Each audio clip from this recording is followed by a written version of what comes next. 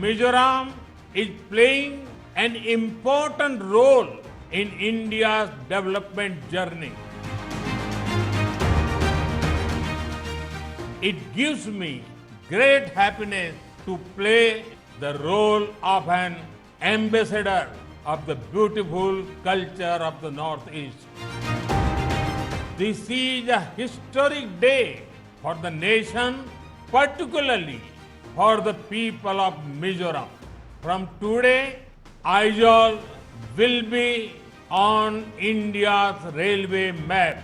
Our hearts have always been directly connected with each other. Now, for the first time, Serang in Mizoram will be connected directly with Delhi by the Rajdhani Express. This is not just a railway connection, but it is a lifeline of transformation. Our government is committed to the welfare of every citizen, every family, and every region. It is through the empowerment of the people that a developed India will be built.